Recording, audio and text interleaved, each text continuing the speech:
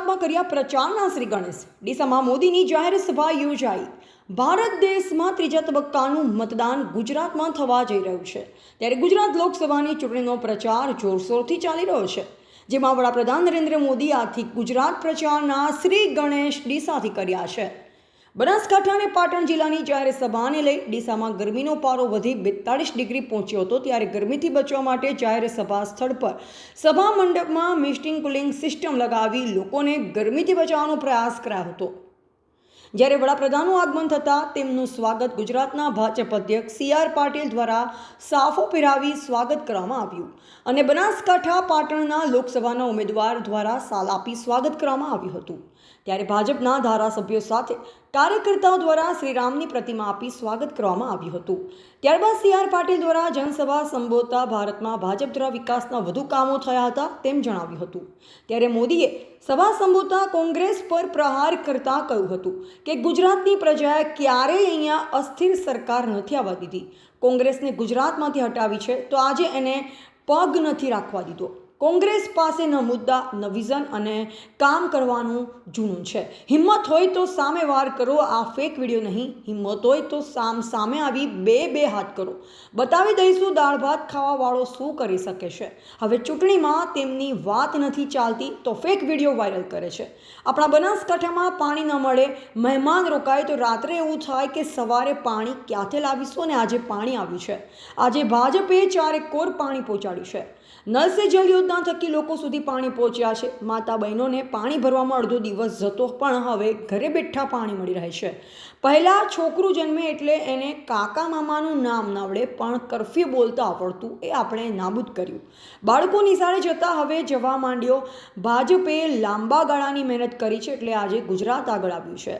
ગમે તેવી ગરમી હોય, ગમે તેવો તડકો હોય, ગમે તેવી પરિસ્થિતિ હોય, મતદાન વધુ જોઈએ। ભાજપ સિવાય કોઈ 272 લોકોને લડાવતા નથી ને કહે છે કે અમે સરકાર ચલાવીશું। દિલ્હીના શાહી પરિવારની સ્થિતિ એવી છે કે કોંગ્રેસને પોતે મત નહીં આપી શકે। ગુજરાતના કોંગ્રેસના નેતા સ્વર્ગીય અહેમદભાઈનો પરિવાર પણ દિલ્હીમાં કોંગ્રેસને મત નહીં આપે। ભાવનગરના મોટા નેતા પણ ભાવનગરના ઉમેદવારને મત નહીં આપી શકે, કારણ કે ત્યાં કોઈ કોંગ્રેસના ઉમેદવાર જ નથી। ત્યારે આપ સૌને વિનંતી છે, આપ કોંગ્રેસથી ચેતતા રહેજો। આ દેશના લોકોની કાળી મજૂરી કરીને જે ટેક્સ આપ્યો હોય એને હું લૂંટવા દઉં? લૂંટવા દેવાય? અને આ લૂંટારાઓને ઠીક કરવા જોઈએ કે ના કરવા જોઈએ? હવે હું એક કામ કરું છું, મારા વાળ ખેંચે છે।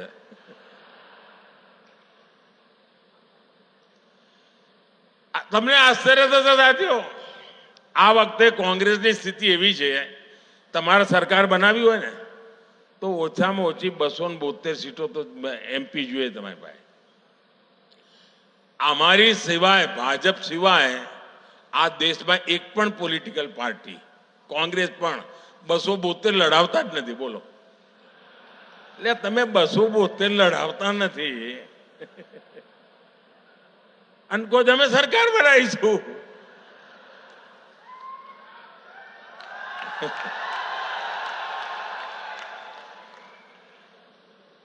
આજે તો એમની સ્થિતિ એવી છે કે આ એમનો જે શાહી પરિવાર છે ને, દિલ્હીમાં રહે છે,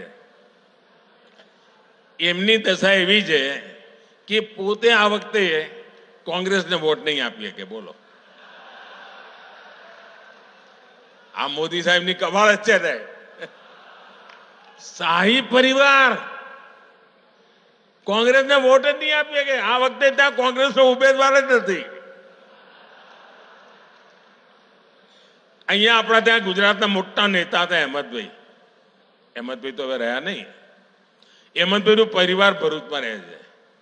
એમની દશા એવી, કોંગ્રેસને મત નહીં આપે। અહેમદભાઈનો પરિવાર કોંગ્રેસને વોટ નહીં આપીએ કે। કોંગ્રેસના એક મોટા નેતા બનતા સુધી ભાવનગરમાં જ રહેતા હતા, મત એમનો ભાવનગરમાં જ હશે।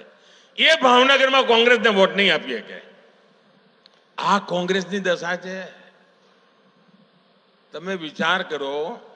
અને આ કોંગ્રેસને સંપૂર્ણપણે, જ્યારે એમનો ચૂંટણી ઢંઢેરો આવ્યો ને ત્યારે મેં કહ્યું હતું આ મુસ્લિમ લીગની છાપ છે આમાં। અને એક પછી એક પાના ખોલવા માંડ્યા છે. હવે એમણે માઓવાદી ઘોષણાઓ કરવા માંડી છે, નક્સલવાદી. એમણે કહ્યું છે હવે એમણે પાર્ટી તો બરબાદ કરી, હવે હું તો મર્યો તને મારું, એ મૂડમાં દેશને બરબાદ કરવા નીકળ્યા છે.